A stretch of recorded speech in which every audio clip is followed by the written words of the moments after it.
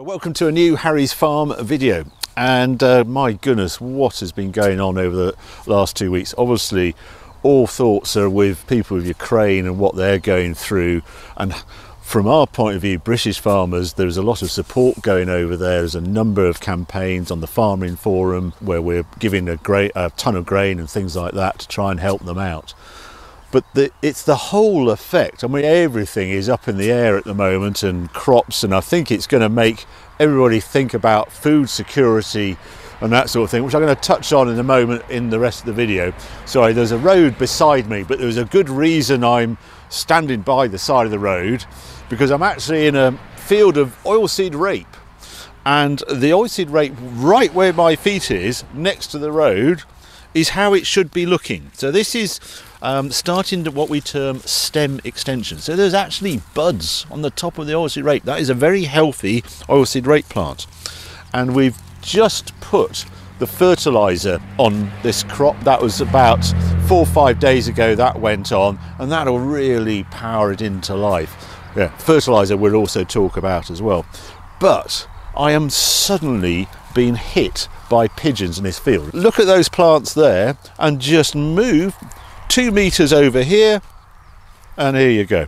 And this is what pigeons do, and they just annihilate the crop.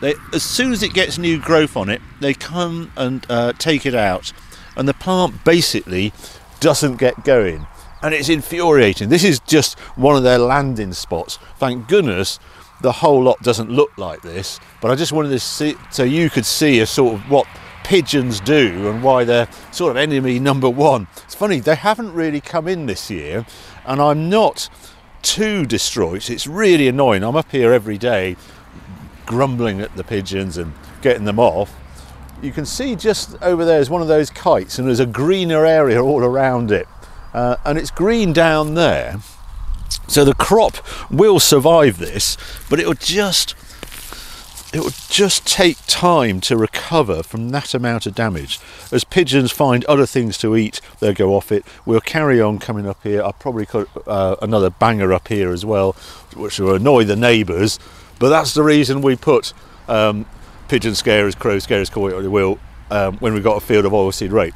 You can just look, it's just absolutely full of life, this plant. You see all those new leaves coming up everywhere. So that will look very different even in a week's time. But yeah, I just wish pigeons didn't like oilseed rape to eat quite as much as they seem to. Anyway, we're going to go back to the farm, and I'll just show you some of the crops there, and then we'll go and see Toby Young, who's been putting that fence in, which looks terrific, the estate fencing. This is where the oilseed rape was last year, and it's back into wheat, and I'm quite chuffed with this field. We're out here fertilising 2-3 days ago. This is the giveaway. If you ever walk the fields and footpaths, etc., you can see it's just pulled into here, and this is sort of first application. It does feel as though we're finally farming again, and I'm pretty chuffed with this. It's all looking good.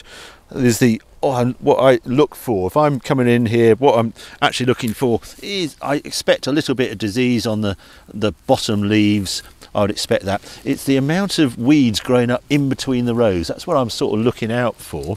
And I would say we put those herbicides on just after drilling, sowing, and they sort of stay there. They're residuals, they're termed. They break down over a few months. And they've done a pretty good job. They've kept this pretty clean. We're bound to go back in. That's all I could wish for this winter wheat here. But it's everything else that's happening in the world that is so different, and budgeting has just become impossible. Fertiliser, I used to budget around either side of £200, £220, and on our farm it cost about 25,000 or thereabouts. This year it's costing £42,000, same acreage, same cropping, just the price of fertiliser doubled, and that's for this crop in the ground. But with what's happened in Ukraine and the sanctions on Russia, etc., if I get a quote for fertiliser for the crop I'll be planting for next harvest, £1,000 plus. So suddenly something I used to cash flow was 25,000, 30,000. and this year 40,000, is now touching £100,000. So a five-fold increase over last year, and more than double than what we're paying for fertiliser for this year. And it's that, think, well, crikey, what's the price of wheat got to be to support that fertiliser price? And chatter amongst farmers is, are you willing to risk this amount of money on a highly risky venture anyway, growing crops, and not sure if you're going to make a profit? Are you actually going to pay that amount for fertiliser? Is the bank going to support you, because all your inputs are going up as well? So it's throw the balls up in the air time. Now, I think we will continue planting crops, and I think DEFRA, I really hope, have had a proper wake-up call, because if there isn't a siren going off on food security for this country, I don't know what else will wake them up to think, hang on a minute, we shouldn't be rewilding and planting trees all over our arable acres. We should actually be absolutely sure farmers are producing food for this country. Just look what has happened in the last few months to show that is critical, I think, for the UK. And that's what all farmers I know believe as well. And it all will come down. The Ukrainians are obviously going through hell. But I read a very reassuring article earlier today on Farmers Weekly's website, saying they realise that they've got to get this crop planted. So the spring cropping and the fertiliser applications by Ukrainian farmers, they're hell-bent on getting a harvest together. They realise they can't just leave it a year and then go back to it next year. It's critical for the safety of Ukrainian people and the rest of the world. They continue to produce a crop this year. Having seen the spirit of the Ukrainians, having a go at the Russians and sort of standing up to them, you just think, well, if they've got that amount of willpower, then they will be putting and getting the crops in Ukraine as healthy as they can and get through to harvest. Anyway, that's the hope. It's a watch this space for a budget point of view with the prices. Mad as it may seem, we look at this potential sort of £250, £300 for wheat if you have some in May 22. You think that's crazy money, but then you look at the fertiliser price and the inputs on the other side, and they've gone up to figures I never ever thought I'd see. We sort of go up 10%. You don't expect 3 or 4 times an increase over a matter of weeks. So anyway, I think we will all revisit this in a few times, but what I want to do now, go show you what Toby Young's been up to on the estate fencing. Well, Toby's been cracking on. The second week he's into this, and we've got to the stage he's banged all the posts in, and now the rails are in, and most of them are welded. If you come just have a look here, you can just see that one's welded here, that one's welded there.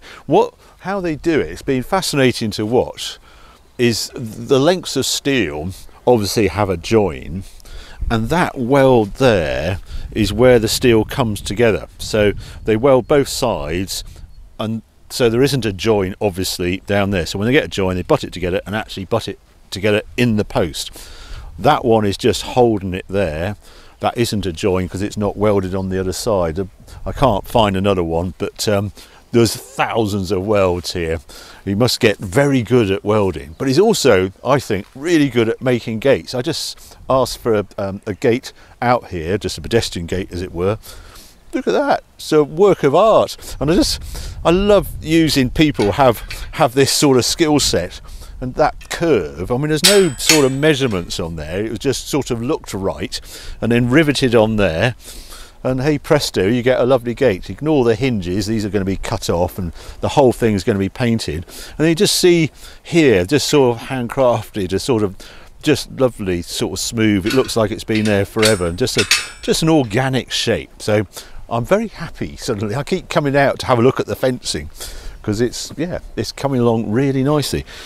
Once he's done all the welding, his next thing he has to do is to paint it. And again, I'm not at all jealous of having to paint near enough 400 metres of fencing. Cracking on, mate. Look at it.